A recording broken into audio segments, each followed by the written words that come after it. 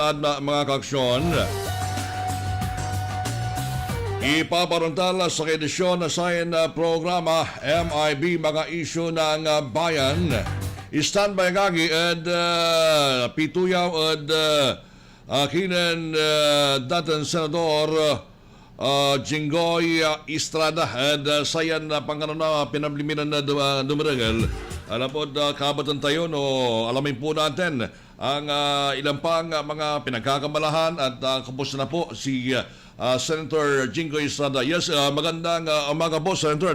Kumusta na po, Senador? Magandang umaga po sa inyo lahat at sa lahat po ng nakikinig sa impinan to. Kumusta na po, Dante? Okay. Yes po, sir. At sa ngayon talagang busy na po si Senator Jinggoy. So, ano po ba ang mga pinagkakamalahan po niyo ngayon, Senator? Una-una, nung nagkaroon tayo ng pandemya, nung nag-umpisa lang pa lang yung pandemya, wala ho tayong magawa. Lockdown naman ang ating buong bansa. Nag-isip-isip ako na mag-open ng Facebook page. Okay. At kung tayo na may gusto pamagitan ng aking account, kung tayo na may bigay ng konting ayuda sa mga taong mga kailangan ng tulong. No? At nung mga nakaraang buwan, ay sumasama ko sa mga karaban ni dating Senador Bongbong Marcos at ni Mayor Cera at may po kami sa buti palalawigan ng ating bansa para malaman yung mga problema. No? At kumakailan lang nung nakaraang buwan ay nagtungo po tayo sa lalawigan ng Cebu. Okay. So tayo nagbigay po tayo ng konting tulong sa mga nasalagta ng bagyong Odette. Okay. Yes, Senator, kasi kamakailan po ay nilagdan na ng Pangulong Duterte itong Republic Act number 11641. Okay yung batas na nagtatatag ng isang kagawaran na tututok at mangangalaga sa kapakanan at kabutihan ng mga Filipino migrant workers. At naman po natin bilang isa sa mga taga-suporta ng ating mga OFW, ano po ang inyong pong initial reaction po dito? Well, una-una ako po'y 100% na sinusuportahan ko po yung pagkakatatag ng bagong kagawaran, Department of Migrant Workers, na talagang siya lang ang tututok at makangalaga sa kapakanan ng ating mga overseas Filipino workers. Alam niyo, Dante, 12 taong po hawak yung Committee on Labor sa Senado. Okay. At lahat po ng halos lahat ng mga problema, hinaing ng mga OFW sa isa agad po bumabagsak.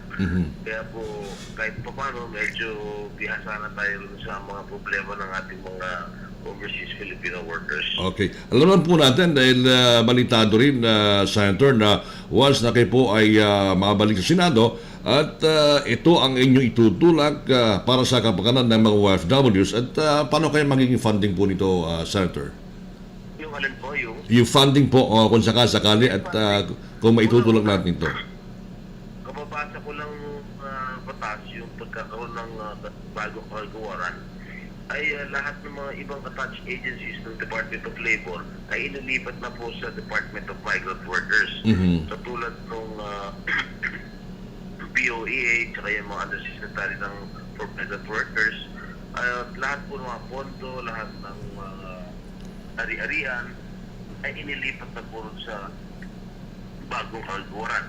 Kaya kung sakasakali swerte nung tayo at meron po tayo nakita medyo may kakulangan sa sa pondo, pwede naman po natin dagdagan yung pondo ng bagong kagawaran. Okay. So alam naman po natin na Senator, dahil mula pa nung kay Senador at talagang malapit at kampi na po kayo sa OFW. At bakit po ba ang isang Jinggoy Estrada ay talagang malapit ang puso sa mga OFW? Dante ay nung araw nga nung hawak ko ngayon Committee ng Labor sa Senado ay pumupunta po ako sa ibang bansa, lalo na yung mga tinatagsa ng OFW katulad sa Kitang Silangan. Ay ako na mismo pupunta sa mga polo offices nila, no, para makita ko yung sitwasyon, kondisyon, lagay ng ating mga OFWs. Ito yung mga distressed OFWs na tinatawag, ito yung mga hindi binabayaran ng sweldo, hindi kapakain, hindi mga binamaltrato ng kanilang mga amo. Sa katunayan nga po, hindi naman po siya nagbubuhat na sa ilumang po, ay inuuwi ko po lahat yan sa Maynila dahil iyak nga sila sa akin. Gusto nila makabalik sa Maynila para makapalingan ka ng pamilya at hindi po ko humingi ng tulong sa gobyerno ni isang kusing wala po silang binigay sa pamasahe ng ating mga OFW sa pabalik ng Maynila. Okay, so talagang atin po pinaninindigan na tayo po yung senador ng masa at all people of walks of life. Talagang yun pong sinusuportahan na Senator. Opo, at talagang nakakaawa itong ating mga OFWs, lalo na po yung mga minamaltrato. Okay. Okay. Alam naman po natin, Senator, ano po, dahil sa mga balakin, mga plano, kung sakasakali na kayo po mabalik, at eto pong latest survey ay pasok po kayo sa Magic 12 among the senatoriables. At ano po ba ang mas gagawin po natin upang mapanatili po natin itong pagpasok sa Magic 12 among the senatoriables, Senator? Una kung pwede magpapasalamat sa pagtitiwala sa atin ng ating mga kababayan. Pero ako, hindi pa rin ako iinto sa pagtulong sa ating mga kababayan at hindi rin po ako iinto sa pag-ikot sa ating buong bansa para malaman ang mga hinaing, mga problema ng ating mga kababayan, lalo na po itong panahon ng pandemya. Okay. Siguro nasusubaybayan po nila, Senator, dahil alam mo naman yun po, modern technology ay talagang halos lahat po ng ating po mga kababayan nakafocus sa mga social media, sa mga FB, at sa mga viewers po ay talagang dumadagsa po every time na kayo po ay nag-feed ng mga news regarding yung activities. At yun po ang isa sa mga rason kung bakit mas lalong umaangat ang inyong pong ratings, Senator.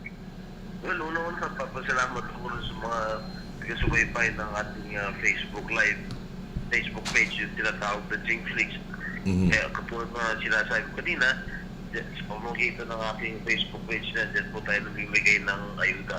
Kaya kung sakasakaling pinag-iinita ko po ating mga kababayan na panoorin na yung ating show, yung Miyerkules at Biyernes ka alas 8:30 ng gabi.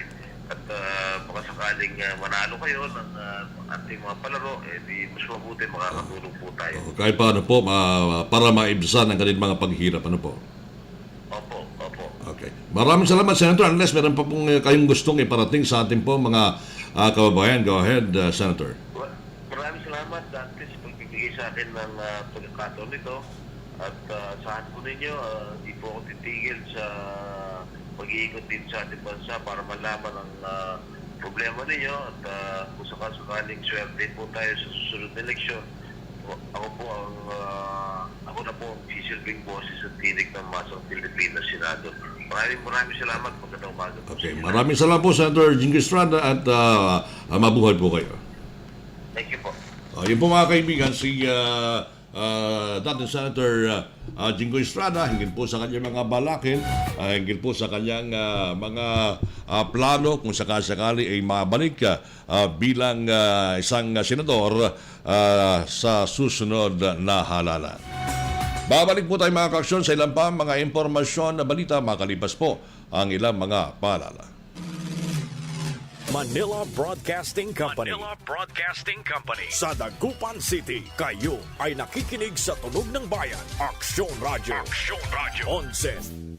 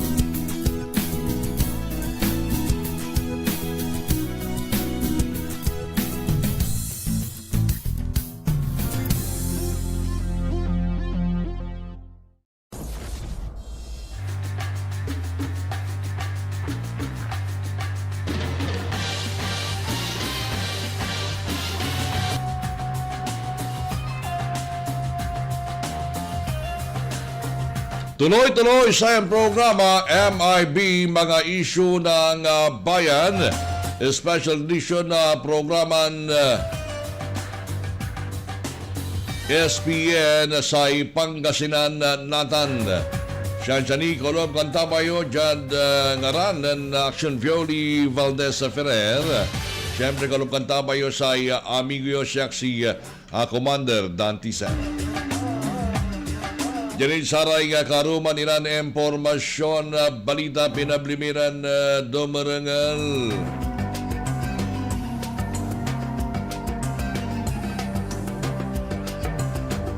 Kaso na sa COVID-19 at paway na Metro Manila at unta tagoy madla ay agagit sa sumpalan at nasa pimapaway report unong sa Octa Reserves nila sa kaso sa region outside NCR Plus at unta tagoy unong kinan Octa Reserves Fellow Guido David.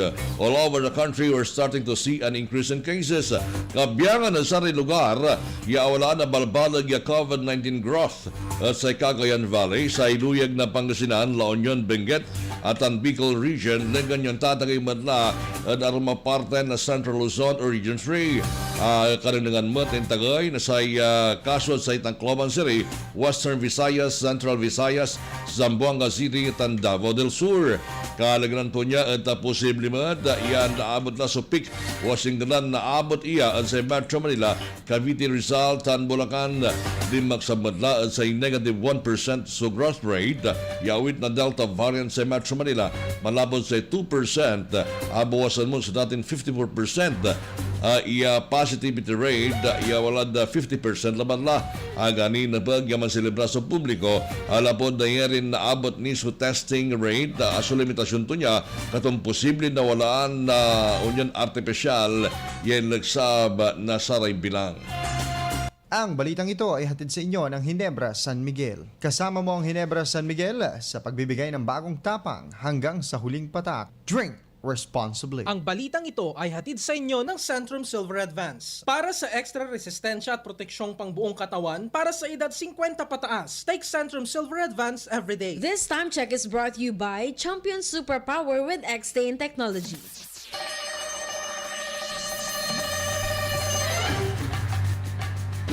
Sampluran minutos kasumpalan na alas 8 at kabuwasan. Pinirmala ng Pangasinan Governor Amado Pogi I. Espino III sa concession agreement kaiba sa consortium na Manila Water Company Incorporated tan Manila Water Philippine Venture Incorporated para sa ipalagay 8 billion pesos bulk water supply system piyan na siguro sususto tan de kalidad ya serbisyo o water supply at sa probinsya ng Pangasinan.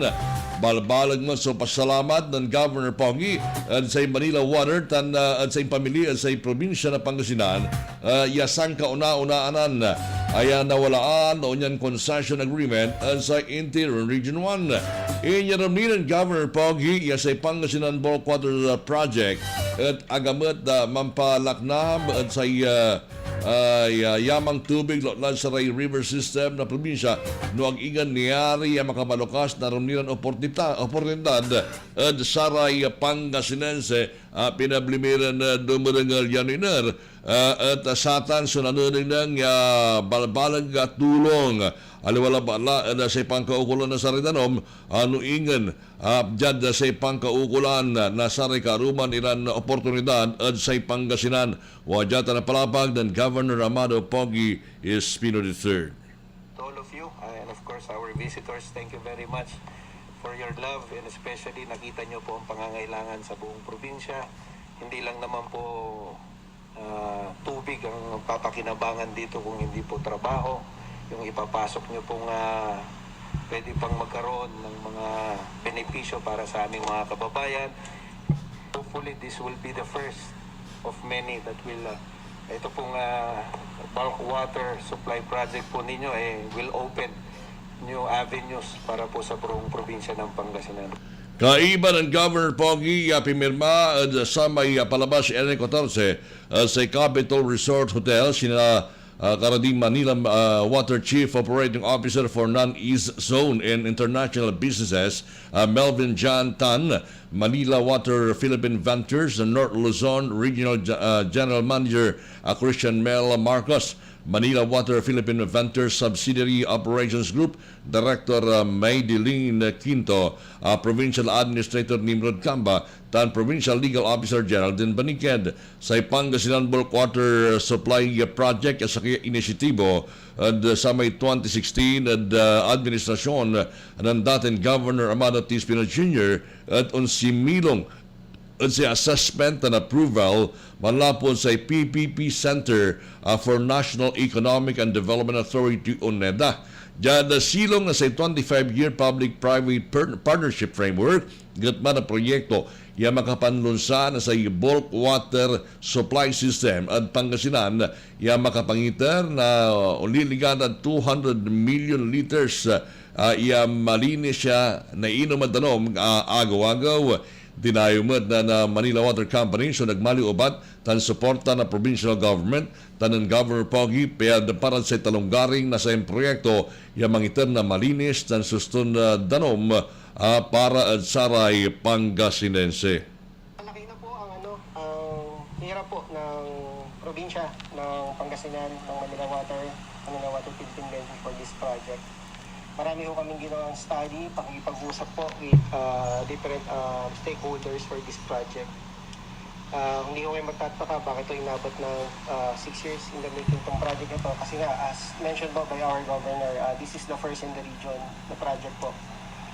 200 million liters of water to be distributed into the 14 towns of Pangasinan. Okay. Malaking trabaho ginagawa. Hindi ko masabing tapos na ho itong project kasi sa kalagitnaan pa lang ho tayo. Amin lang ho, nagpapasalamat ho kami sa province of Pangasinan to the government on how they supported us for this project. Sa palapag ng Christian Mel Marcos sa Manila Waters at dyan sa gagi tinumbukan sa concession agreement signing na groundbreaking ceremony dan lowering of the time capsule yan daulan ng Governor Espino tan si Mr. Tan kasama sa nilang signatories matimindimatan sa programa si Sanggol ng Paluwigan Majority Floor Leader Nestor Nicaboy Reyes, 3rd District Board Member Angel Benicio Jr., Pingaran Department Heads na sa Provincial Government and Selection Committee members na sayan proyekto.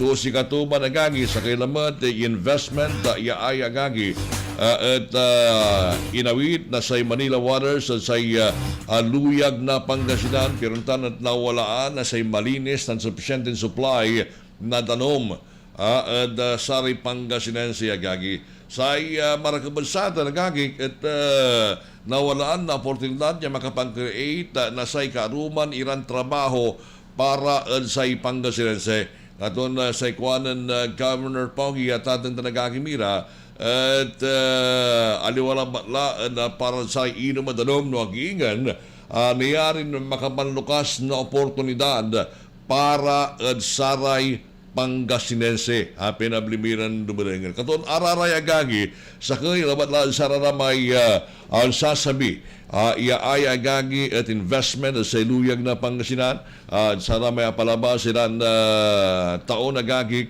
o bulan at wala susamay sakay in a Japanese investor nan-invest na $1 million ayat panggaba na sa proyekto nilira sa fisheries sa luyag na Pangasinan. So, ararayagang itanaramiran na proyekto ipapatunton sa luyag na Pangasinan. Iaya at ingkuan makatulong tan manaflif at sa bilay nakada Pangasinense. Katon may papalapag na gagi ang gapoy direksyon sa luyag na Pangasinan. The mere fact wala ray money invest, the mere fact agagi ay wala ray sasabi niya sa luyag na Pangasinan at mampapanagnak susto sa direksyon ikukurang na sa provincial government ng Pangasinan. Katong makapagalaw lang tiya kagit sa may palapag na saray sa kayo opisyal ni Vice Governor Lambino sama palabas ang apoy direksyon sa luyag na Pangasinan, termino ng Governor Pogi Espino at ating Dragagi. Pero sa may latest na nilanday reaction in kwanto niya, we are cooperating. I am cooperating with the governor and kumalaran projects. Pero lante, balibalin de ganun. Pero dyan initial reaction ng Governor Pogi at parang doon ni Baga, yamiko coordinate mo sa katinal lamang at mangipapalapag ang apidireksyon so sa luyag na Pangasinan. Naman bilang may corporate, agtubot siguro ipalapag itan. So, parang talan mo at yung palapag ng Governor Pogi, talaga may cooperate kasi may perception, yung kapidireksyon, so kami ito yung bagasirin at agami kakasagay. Kasi yung bagami sa iluyag na Pangasinan ang kapidireksyon, ni malapot naman, ang ganda amin yung opisyal. At ang kapidireksyon, isamantalang miyembro matira, mga opisyal na sa iluyag na Pangasinan. 20 minutos kasumpalan na alas 8 at kaposan pinablimiran na dumarangal karamanagagi ang kapangikurit lamat na balbalag kaso na sa balon kaso na COVID-19 sa intiron luyag na Pangasinan pinablimiran na dumarangal at karaman at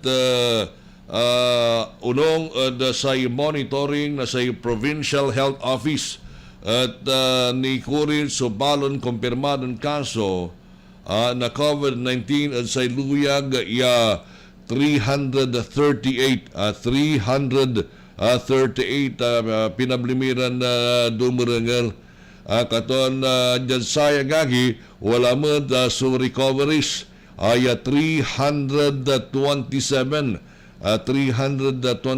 recoveries luga na kagi anumira so agapalaran at igoyay bilay lapo sayay COVID-19 animira malalapo sa probinsya na Pangasinan rason piyan sa total death at tunabot la 1,250 pinablimiran na dumarangal at sakoy sari balbalag ni Kurit natatang na nagagimira at karuman at sa iluyag na Pangasinan at saya gagyay so kaso na sa balon kaso na COVID-19 ditan at sa balay na linggayin yan yung inaragagi at ang gaman pigara o pitura so recovery yung pasyente na ikorimod sa duwara yung death case ditan at sa abitlan balay pero duwamplo at atong tanagagimira patient number 1,558 ditan sa Pangapisan Sur 1,559 na poblasyon 1,561 Manibo 1,562 at poblasyon 1,563 at Tumbar 1,564 at Barangay Manibo 1,565 at Barangay Malimpag 1,566 at Malimpag 1,567 at Barangay Nagalgal 1,568 at Pangapisan 1,569 at poblasyon patient number 1,570 at Tonton 1,571 Tonton 1,572 poblasyon 1,573 Tonton 1,574 Pangapisan 1,575 poblasyon 1,576 poblasyon 1,577 poblasyon at 1,578 na poblasyon. Pero sa death case, sa patient 1,471, sa kailaki, 70 anyos sa Matalaba, 106, patient number 1,560, 50 anyos sa laki at Barangay Baay, Sigatuman. Kalugan na gagi, jada sa balimot na Mangaldan, at kapangikurit nasay kaaruman yakaso karuman kaaruman yakaso karuman nasay COVID-19 pinablimiran dumarengal as of 6 p.m. wala so 23 yakaruman na kaso na COVID-19 ditano sa Abidlan Balay ay pikabyangan say 1,486 61 siya 1 anyo siya BE ditano sa Barangay Salay 1,487 41 siya anyo siya BE Tubag 1,488 49 anyos laki at Salay 1,489 21 years old yabi at Barangay Makayog 1,490 68 anyos sa BI Barangay Anulid 1,491 43 anyos sa laki at Barangay Anulid 1,492 39 anyos sa BI at Barangay Poblasyon 1,493 49 anyos sa laki Malabon Barangay David 1,494 29 anyos sa BI at Barangay Poblasyon 1,495 17 anyos sa BI at Barangay Palwa 1,496 30 anyos sa laki at Barangay Gilig 1,497 37 anyos sa BI Malalapod Barangay Gilig 1,498 39 anyos sa BI at Barangay Malabago 1,499 28 anyos sa BI na Barangay Gigilunan 1,500 patient number 1,542 anyos sa BI malalapood sa Barangay Gigilunan pinablimiran dumarengal katon araraya gagi at unya niwalay kaso mo na reinfection 37 anyos sa BI at Barangay Navalban so kabay itong iba nga agagik ano imami kila at ito kabaligsan niya akila na pawilan walay tendency iaraya at napawilang kini gaton manalwar yalanang at atang nagagimira kalaga na nagagi at pigaranin baloy saman puro zero la pero pigpigaran lang baloy so zero kaso dyan Agno Duara Aguilar 33 Alamino City 12 Alcala 20 Anda 11 Asingan 40 Balongao 30 Bani 18 Basista 17 Bautista 68 Bayambang 28 Binalonan 16 Binmalay 62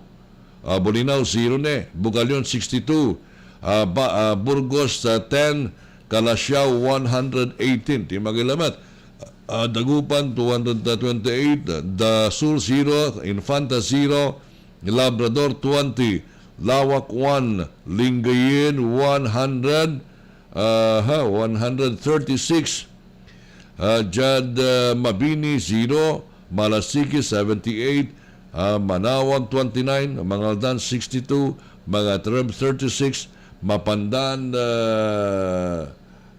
22 and then Natividad 6 sa Puzurubio 22 Rosales 48 San Carlos City 76 San Fabian 34 San Jacinto 27 San Manuel 17 San Nicolas 14 San Quintin 3 Season 34 Santa Barbara 63 Santa Maria 16 San Tomas 7 Sual 9 Tayuga 44 Umingan 26 Orbistundo 7 Ordaneta City 71 Tanvilla 6 24 at ating tanagagimira legan yamalat yababantayan nasay kabyangan nasay Provincial Health Office subaloy na linggayin sa awalaan na sang katagayan na Quezon 136 sa Calasiao 118 Malasike 78 San Carlos City 76 Ordaneta City 71 Bautista 68 Santa Barbara 63 sa Binmalet dan Bugalyon 62 Mangaldan 62 Rosales 48 dan Ciudad Nagupan 228 pinablimiran na dumarengal talagan katon sa Pangasinan at kapibiyang la onong sa monitoring na sa Octa Research sa tatang tanagagi yaaya at kabiyangan la at saramay outside NCR Plus paway na National Capital Region iaaya at untatagay sukaso kaiba na Pangasinan so Cagayan Valley, Pangasinan, La Union, Benguet and Bicol Region ay ang tatimat lagagi sangkanin pinablimiran dumarangal sangkanin mat sang ay kanubla sangkanin tatang talagagi mira aya at inloob na bulan na Enero at double digit lang ba nga tatatang talagagi mira aya gagi at aya natin at naatan at triplila o imabot la 1,706 so katibukulan na kaso na sa COVID-19. So in a matter of 2 weeks sa tating talagagi mira talagang grabe at ating talagagi mira susamay grabe at ating talagagi susamay kaso intagay na kaso na COVID-19 kato na palanang papasakbay at saray kabaluyan tayo aya at napag palanang tan namin pansasalita ng Governor Pogi aya at i-maintain so say itumbok say minimum public health standard sa tanagagi so sa may palanang pansuulong na say face mask sa panobserba na social and physical distancing saray kabyangan na say panuras na liyan palanang tan pansanitize na alcohol tan siyempre gangi paniwas and say mass gathering lapod agtayuan ta especially limobla so Omicron variant sa luyag na Pangasinan yan syudad na dagupan pinablimiran na dumarangal kato na napagagagi ay alwar disiplinaan subalang sinansakay peruntan at naiiwasan sa pagkalis na sa COVID-19 Omicron variant at saray Pangasinense. Ompar tiagagit saray karuman nila na impormasyon na balita kasumpalan na pigaran makanang pakaba at paymano.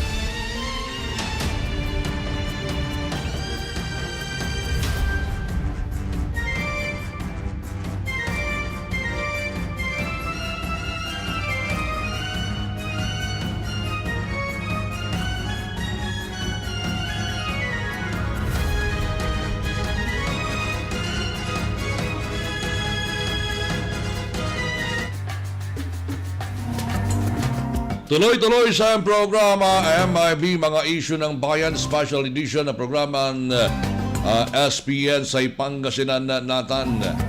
Janit saray kaaruman nilan impormasyon na balita.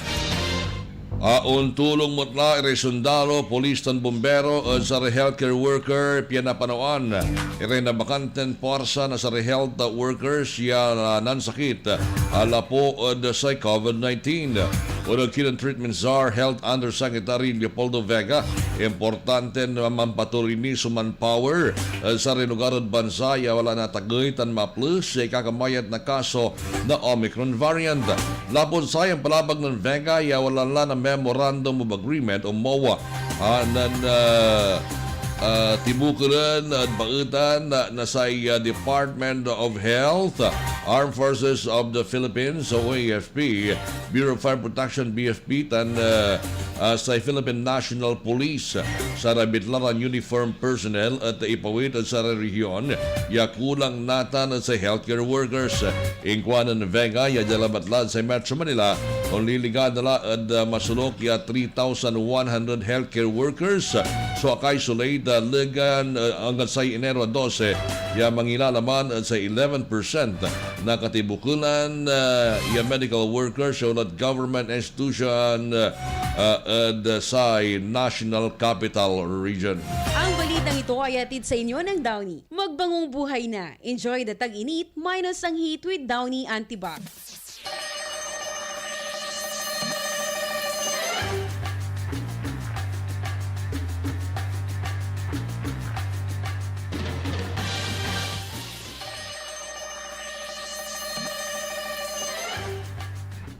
Minutos antes na alas 9 at kabuasan, kalobla sa Omicron variant at sa iluyag na Pangasinan ay agagi sa walan kinumpirma ng Provincial Health Office Chief Dr. Ana Maria Teresa de Guzman at session na Sanggunian Panluigan yang ginawa kaaraman dito sa Season Auditorium at sa Baloy na Linggin. Unong kinon de Guzman sa rin na ikulit kaso at manlalapo od sa balay na San Tomas mga terem Ordinata City tan dyan syudad na Dagupan. Ingkwanto niya ya sa isang kasamputan niya na ikulit ya Omicron variant case at sa probinsya at sa may December 26, 2021 ya sa kaya returning overseas Filipino o ROF. Ingkwanto niya na sama mo siya agaw so kumalabin apat iaagaw na bilang pasyente at sa isolation katon iko-konsideraya bilang isa kaya recovered patient. O dungon si kato amin na sa yung konfirmadong Omicron patient at sa Pangasinan at nakalig na labatlan na mild symptoms. Diyan sa palabag ng Di Guzman nga si Plus itatagin na kaso na COVID-19 at probinsya at nayari na nai-connecta at sa community transmission na Omicron variant at sa Pangasinan. Impaliwawato niya ay sa pagmamali asymptomatic o kiwalang labatlan na mild symptoms na sa pasyente at ay agagi at sakay sa may karakteristik na sa Omicron variant ay sayan nga kalpasan at agni naisumpot si hospitalization sa kipapasod na sa pasyente o agda namput agagi at sa hospitalization so kipapasod na sa pasyente na pumatla in kwanto at pangkanawnawa yakiwalaan sa mild symptoms o asymptomatic iray pasyente. Diyan sa record agagi na sa Provincial Health Office at siyempre balbalag la sa kaso na sa COVID-19 at sa luyag na Pangasinan 1,706 ang tayo naliligo base matla at sa sampot monitoring na sa Provincial Health Office singasamay ni palapag tilang mga tagagi at karuman lang tagagi at nakapangikurit aso Pangasinan na 338 new confirmed cases although si mararaka bansaya bimalag matla so recoveries sa COVID-19 pero karuman lang wala yan miran na inatay lapon sa COVID-19 doaran tanan sa linggiin katon sa aktibong kasunadan sa iluyag na Pangasinan at 1,706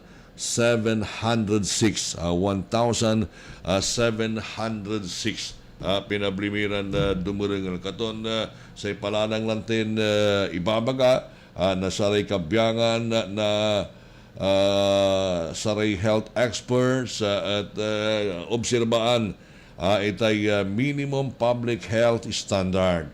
Although agagi sa Omicron variant agagi at mas ma-plus untayak at sa mas ma-plus agagi untayak at sa kabyangan na umbalay di ba mas ma-plus itan at atang tanagagi mira iaaya at makaalis sa tampol although ara meron lang may tingnan tuya medyo mild symptoms sa gagi pero at least sa gagi no medyo makapagkaboy sa resistensya at paano na ala pero hanggang nangyari at iwasan tayo utan napag tumbukon tayo sa minimum public health standard pero tan at naiiwas tayo kasi dakal matlay bengar pinablimiran dumarangal at saya gagi at peruntan at naiwasan pero lante singasara natin lante alert level 3 tila at tatimat lante gagi sala may palabas sa bulan at sa holiday season at ni pasal nira ang gadasara yung kaplusan although indeklarala na sa national IETF ay wala tila sa alert level 3 status ala po agagi sa balag na sa kaso na sa COVID-19 sa luyag na Pangasinan singasamay kwantilang agagi papalabag mo na sa Department of Health at sa Octa Research agagi at anong nang so significant increase na sa cases of COVID-19 and sa intiron luyag na Pangasinan. Imagine agagi kaloob na bulan na Enero nung tayo ay man flashback tayo agagi kaloob sa bulan na Enero sa kaso tayo double digit lambangan double digit and then after 2 weeks sa gagig at libula so sa kaso tayo na COVID-19 at sa intiron luyag na Pangasinan which is very, very alarming. Katon, siyempre, sa health authorities, siyempre, man-report sa kabiyangan na sa Department of Health, man-report sa National IETF until such time ay aray agagi at akapan rekomenda ay isilong sa kinagagi isilong sa alert level agagi 3 so sa iluyag na Pangasinan 25 manaya at the start of January 25 so aktibong kaso na COVID-19 sa iluyag. January 2 25 cases din siya, and then January 3 timbagay 32 cases. January 4 pinablimiran ng Barangay 48 active cases, so double digit ni and san kasumpalan tuntan sa may January 532 confirmed cases, 77 so active cases. And then kasabi na sa January 6, di man lang start nagagi 59 new confirmed cases, sa aktibong kaso is 132. January 6 man January 6. And then January 7, 220. Narumay 93 kumpirmadong kaso. And san January 8, January 8, 309 active cases. And san tinumbukan tuntan, January 9, January 9, 431 active cases. And san January 10, 607 active cases. January 11, 782 active cases. And then January 12, 920 active cases. In January 13, 1,113. Na namala 230 la. So, aktibong kaso, 1,113 active cases. In January 14, 290, 1,348 active cases. In January 15, 188. Sa aktibong kaso, 1,489 active cases. Kasabi na January 16, ni malamot, 285 new confirmed cases. At kadibukulan yung 1,701 active cases. Ang ganda ng karuman, 338 new confirmed cases.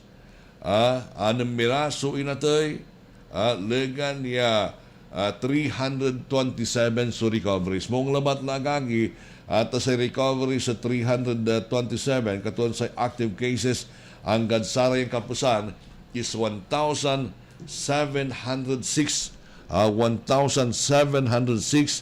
active cases. Pinablimiran na dumarangal suluyag na Pangasinan.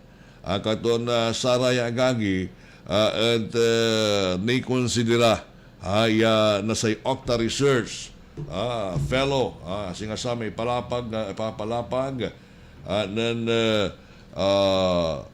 gedudabi nagagig sa region sa probinsya outside NCR plus at untatagay insan nananang mata so itatagay sa intirong bansa. Katon umbabalag so kaso. Imagine karaman 37,000 plus so sa banon kumpirmadong kaso at sa may palabas sa ago isa 39,000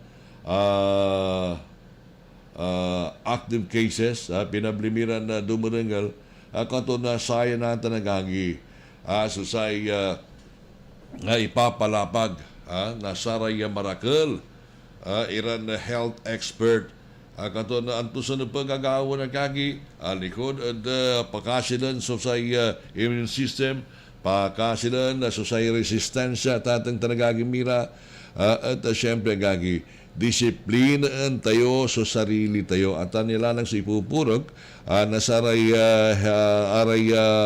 provincial officials tayo, si Governor Amado Pogue Espino III, si Dr. Ana Maria Teresa de Guzman sa hepe na sa Provincial Health Office at sa Marakal, Iran, Pangasinense, tumbukon sa minimum public health standard. Uulit-ulitan na pala na ngagagi na sa kabiyangan na sa health authorities na siyempre gagi sa importante tan at sa iman pa bakuna ta dakil ni dakil niya gagi so sa napag iya bakunaan at sa intiron luyang na Pangasinan at although gagi sa bilang na sa fully vaccinated at sa Pangasinan at liligad na 66.23%.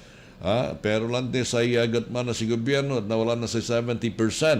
Pero sa intiron populasyon na sa Pangasinan at masuluklan 3 million at atang tanagagimira at sa kabaligsan nasayan na 66.23% to 1.6 million nasari Pangasinense at sa katibukulan niya bilang nasara bitlay eligible population sa probinsya pinablimiran dumarengan so wala ni 3.77%. Kakulan niya na bakunaan piyan nagamuran tayo so sa 70% herd immunity sa Pangasinan.